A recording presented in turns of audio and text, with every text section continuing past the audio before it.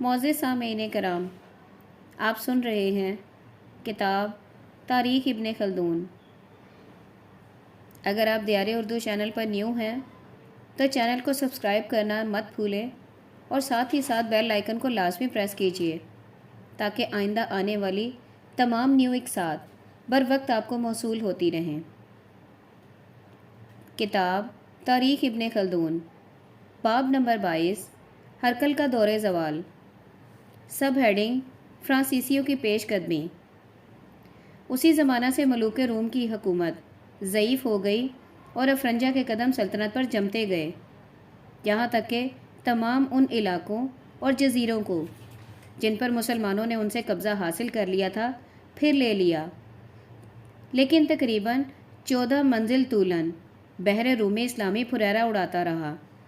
اس کے بعد افرنجا فرانس نے ملک شام اور بیت المقدس کی طرف رخ کیا، جو ان کے دین کا مطلع اور ان کے انبیاء کی مسجد تھی۔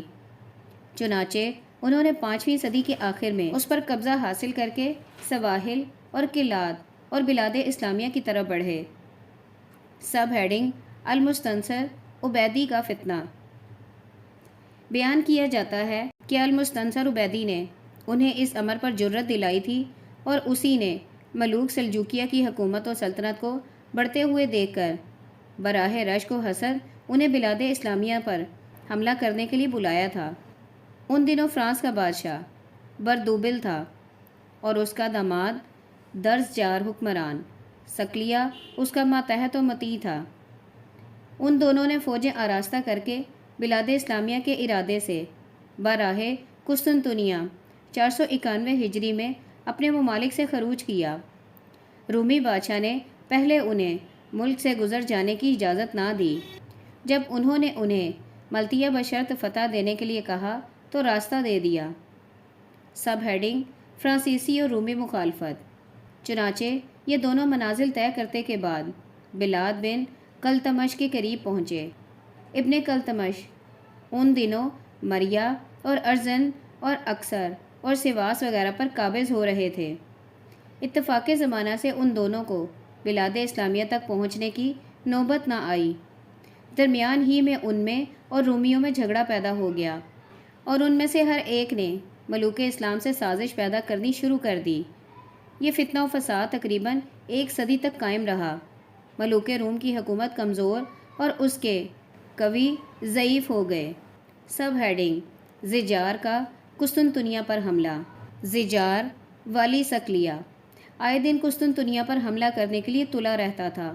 بحر روم میں جو کشتیاں خواہ وہ تجارتی ہوتی یا شاہی ہوتی پاتا گرفتار کر کے لے جاتا تھا۔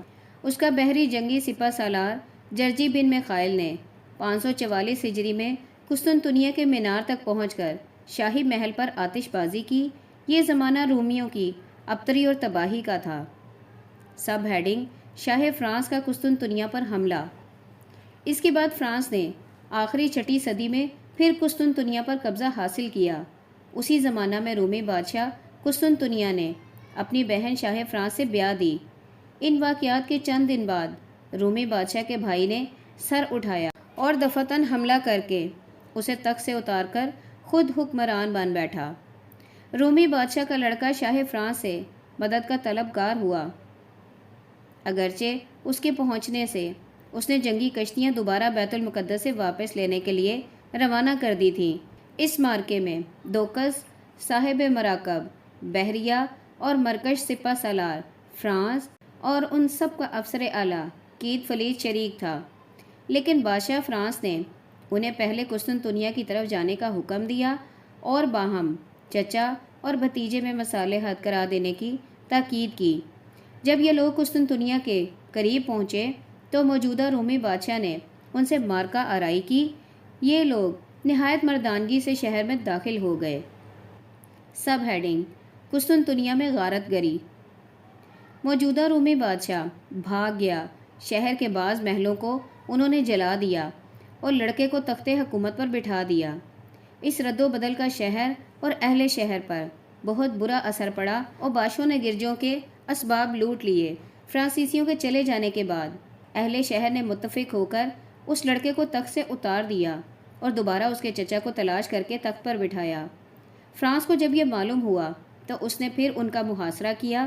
محصور بادشاہ رومی نے سلیمان بن کلیج ارسلان والی تونیاؤ بلاد روم شرقی خلیج کو اپنی امداد پر ابھارا، لیکن اس کے پہنچنے سے پہلے ان فرانسیسیوں نے ہیلوں سے شہر پناہ کا دروازہ کھول دیا جو اس وقت شہر میں موجود تھے۔ پھر کیا تھا، لشکر فرانس نے شہر میں داخل ہو کر 8 روز تک قتل و غارت کا بازار گرم رکھا۔ رومی کنیسہ عظمیٰ موسومہ با مموکیا میں جان کے خوف سے جا چھپے۔ سب ہیڈنگ: اساقفوں اور راہبوں کا قتل عام۔ قسیسین اور اساقفہ اور راہبان کا ایک گروہ انجیل اور صلیب لیے ہوئے الامان الامان چلاتے ہوئے نکلا، لیکن اہل فرانس نے نہ تو ان کے ہم مذہب ہونے کا کچھ خیال کیا اور نہ ان کے عہد و پیما پر نظر کی، سب کو دم زدن میں قتل کر ڈالا۔ اس کے بعد اہل فرانس نے قسطنطنیہ کی شاہی کے لیے کرہ ڈالا۔ کیت فلیت کا نام کرہ میں نکلا، چنانچہ یہی قسطنطنیہ اور اس کے متعلقات کا بادشاہ ہوا، اور دوکس بنات کا جزائر مثل اکریتس و رودس وغیرہ کا، اور مراکیش سپہ سالاران بلاد کا حکمران ہوا جو خلیج کی شرقی جانب واقع ہیں۔ سب ہیڈنگ: فرانسیسیوں کا روم سے اخراج۔ ان واقعات کے بعد روم کا ایک بطریق لشکر نامی شرقی خلیج پر غالب آیا اور فرانسیسیوں کو وہاں سے نکال دیا۔ اس کے بعد قسطنطنیہ پر میخائیل نامی ایک شخص قابض ہوا۔ پھر اس نے از سر نو قسطنطنیہ کو آباد کیا اور فرانسیسی کشتیوں پر سوار ہو کر بھاگ گئے۔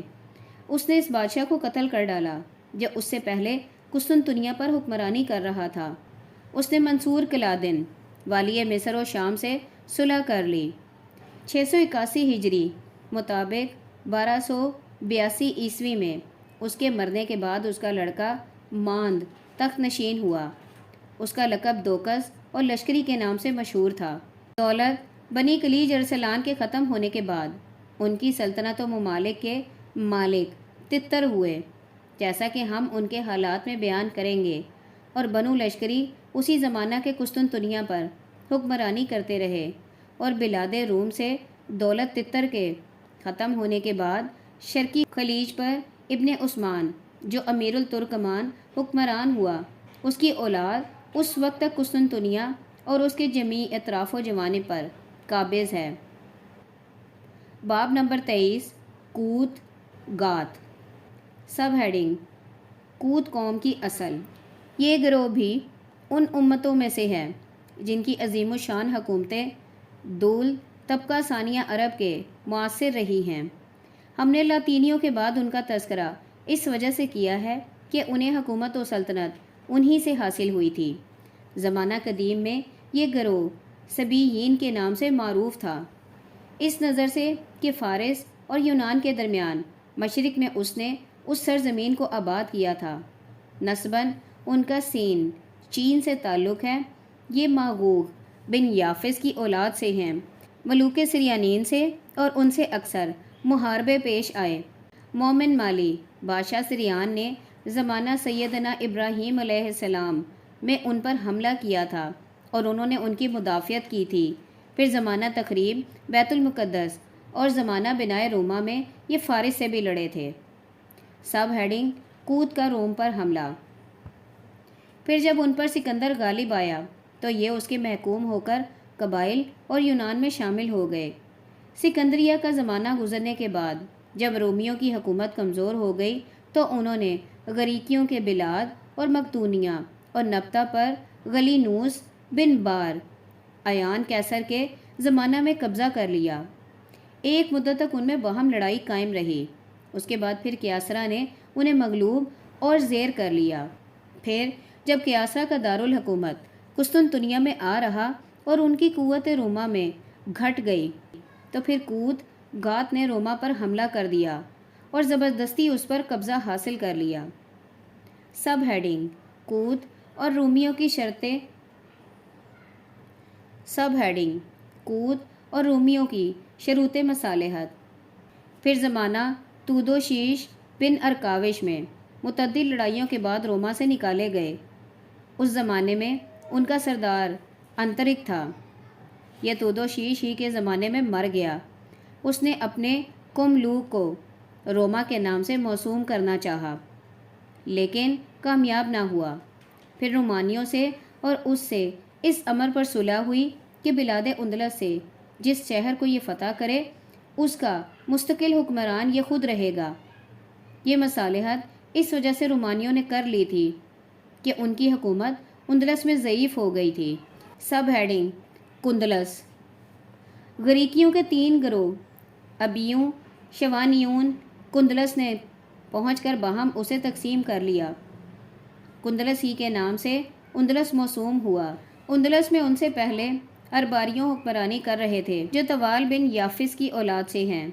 یہ نسباً انتالیس کے بھائی ہیں۔ طوفان کے بعد یہ اسی مقام پر آباد ہوئے اور ایک زمانہ تک روما کی حکومت کے مطیع رہے، یہاں تک کہ ان اغریکیوں نے اس پر قبضہ حاصل کیا جس زمانے میں کوت گات نے شہر روما پر حملہ کیا اور ان امتوں کو مغلوب کر دیا جو طوال کی اولاد سے تھیں۔ بعض یہ کہتے ہیں کہ اغریکی طوال بن یافس کی اولاد سے ہیں، واللہ عالم۔ سب ہیڈنگ: شاہ تشتریک کا قتل۔ ان لوگوں نے اس ملک کو اس طرح تقسیم کیا تھا کہ کندلس نے جلیکیا کو اور شبونا نے ماردہ تلیلتا اور شوانش نے مرسیا کو لے لیا۔ اشبیلیا، کرتبہ، حیان، طلاء پر ابیک نے قبضہ کر لیا۔ ان کا سردار اندریکش برادر لشیکش تھا۔ جس زمانے میں روما پر کوت نے حملہ کیا تھا اس کی حکومت 40 برس تک رہی۔ اس کے بعد تشتریک بادشاہ ہوا۔ اسے رومانیوں نے قتل کر کے اس کی جگہ ماستا کو متعین کیا۔ 3 برس تک یہ بادشاہ رہا۔ اس کی بہن کا عقد تودوشیش بادشاہ روما سے ہوا۔ تودوشیش نے اس شرط پر صلح کر لی تھی کہ بلاد اندلس سے جس شہر کو یہ فتح کرے اس کا حکمران یہ خود رہے۔ سب ہیڈنگ: لرزیک کا اندلس پر حملہ اور قبضہ۔ پھر اس کے مرنے کے بعد لرزیک 13 برس تک حکمران رہا۔ یہ وہی شخص ہے جس نے اندلس پر چڑھائی کی اور اس کے بادشاہ کو قتل کر کے تمام ان طوائف الملوک کو اندلس سے نکال باہر کیا جو اس سے پیشتر وہاں موجود تھے۔ لرزیک کے بعد تورویک 17 برس تک بادشاہت کرتا رہا۔ کچھ عرصہ بعد بطسکس نامی ایک شخص نے بغاوت اختیار کی۔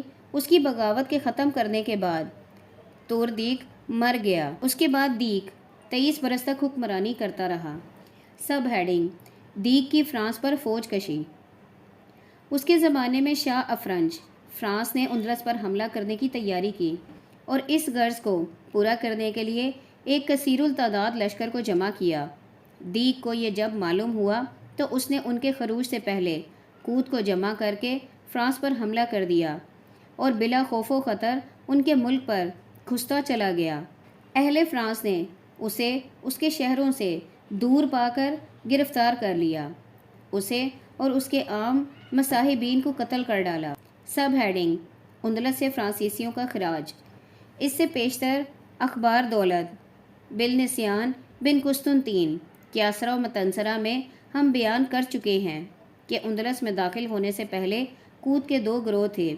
ایک گروہ اندلس کی طرف چلا آیا اور دوسرا اطراف روما میں مقیم رہا۔ جب اس گروہ کو دیک والی اندلس کی حالت سے آگاہی ہوئی تو اس نے بمشورہ اپنے امیر تودریک فرانس پر حملہ کر دیا اور بلاد اندلس میں جس قدر اس قوم کے لوگ آباد تھے انہوں نے اس کی موافقت کر کے فرانس کو زیر کر کے اندلس سے نکال دیا۔ سب ہیڈنگ: اشترک کی تخت نشینی۔ اختتام جنگ کے بعد والی اندلس دیک کے لڑکے اشتریک کو تخت نشین کر کے اپنے ملک واپس آیا۔ اس کے بعد پھر فرانس نے اشتریک پر چڑھائی کی اور مقام تلوسہ میں اسے شکست فاش دی۔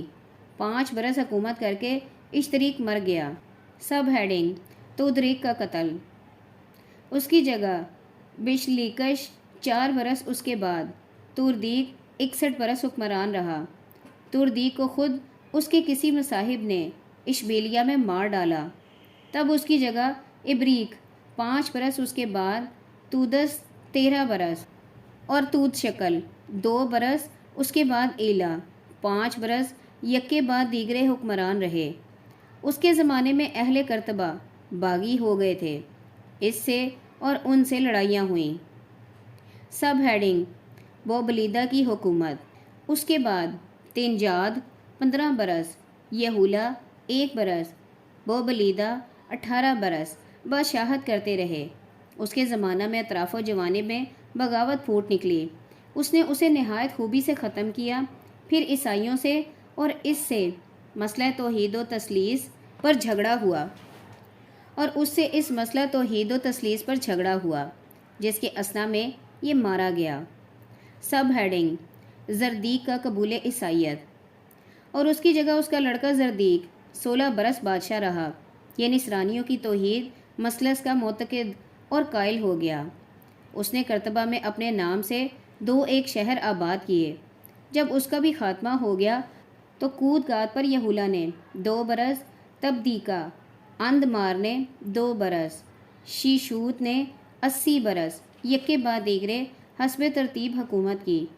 اسی کے زمانے میں قسطنطنیہ اور شام کا حکمران ہرقل تھا، جس کے عہد حکومت میں ہجرت واقع ہوئی تھی۔ شیشوت کے مرنے پر زردیق ثانی 3 مہینے، شتلا 3 برس، سنشادس 5 برس، ہنشوند 23 برس ترتیب کے مطابق بادشاہت و حکومت کرتے رہے۔ اسی کے زمانہ حکومت سے کود قوائے حکمرانی ضعیف اور حکومت کمزور ہو گئی۔ سب ہیڈنگ: زردیق ثالث روڈرک۔ اس کے بعد مانیا 8 برس، اس کے بعد لوری 8 برس، ریکا 16 برس، ادسا 14 برس حکمران رہا۔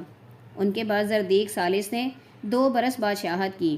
یہ وہی شخص ہے جس پر مسلمانوں نے حملہ کیا تھا، اور اسی کے زمانہ میں اندلس میں کوت مغلوب ہوئے تھے اور اسلامی پھریرا اندلس کی پہاڑیوں پر اڑایا گیا تھا، جیسا کہ ہم وقت ذکر فتح اندلس بیان کریں گے انشاءاللہ۔